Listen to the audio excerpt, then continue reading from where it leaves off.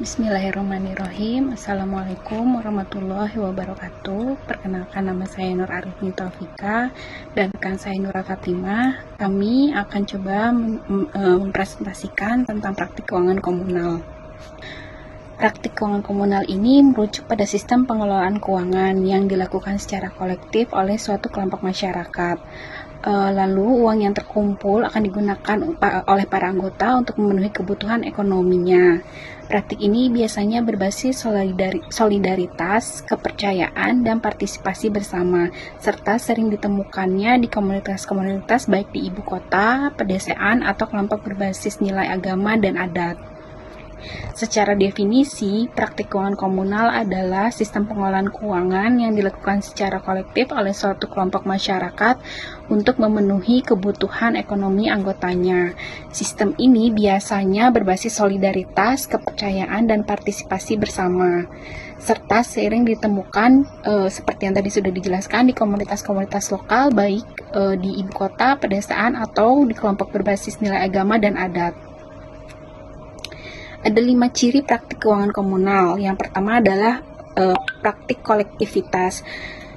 Besaran dana yang ditarik dan yang didapat, serta jumlah peserta dan periode pencairan dananya diputuskan dan disepakati secara musyawarah oleh seluruh anggotanya.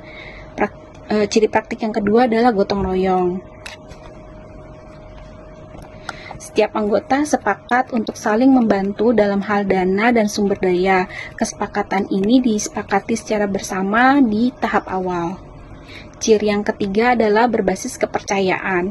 Kolektif dana dari setiap anggota tidak melibatkan jaminan formal, artinya masing-masing anggota menerapkan sistem kepercayaan yang menjadi dasar utama dalam sistem ini. Ciri yang keempat adalah keadilan sosial.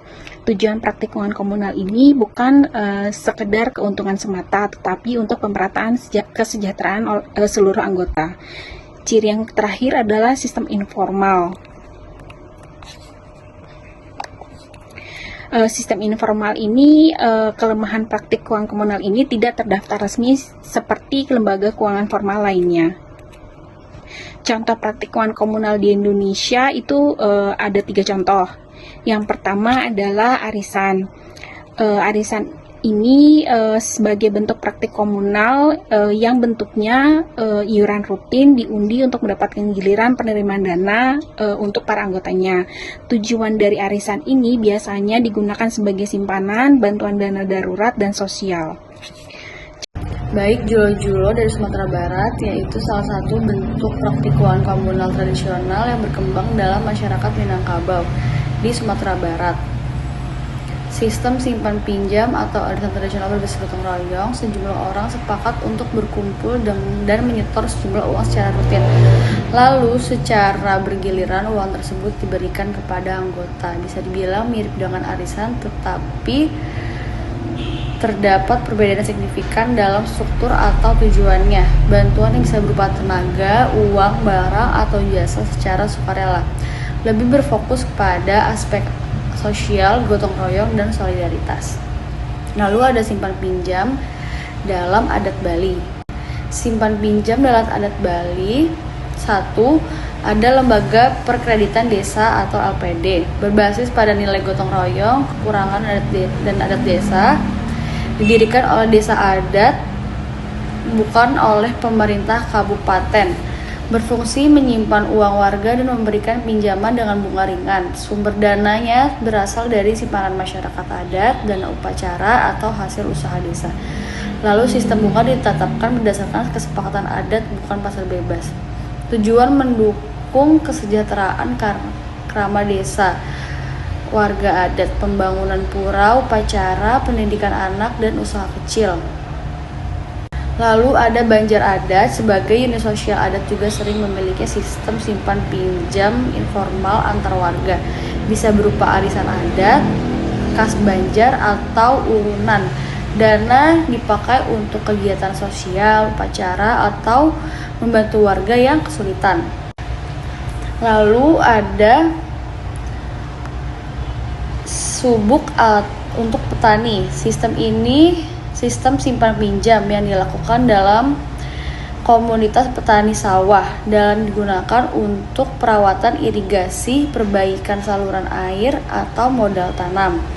Dikenal dengan sistem ayahan, yakni kerja sama tenaga uang dan barang antar anggota.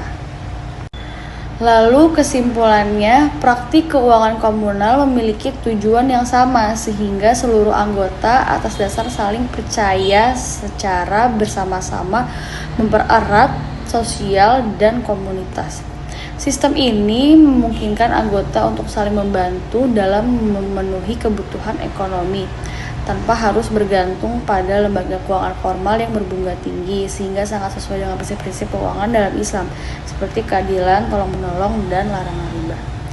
Dan sistem giliran atau pinjaman secara terjadwal antar anggota bergiliran mendapatkan dana yang terkumpul dengan tidak memerlukan jaminan formal. Namun tantangannya beresiko macet dan dalam pembayaran iuran dari anggota yang tidak disiplin, menimbulkan konflik jika aturannya tidak dibuat secara jelas dan tidak dijalankan, serta rentan penyalahgunaan dana jika tidak ada pencatatan yang rapih. Kedepan, pemanfaatan teknologi sederhana dan penguatan struktur organisasi dapat meningkatkan efektivitas dan keberlanjutan praktik keuangan komunal ini. Sekian dari kelompok kami.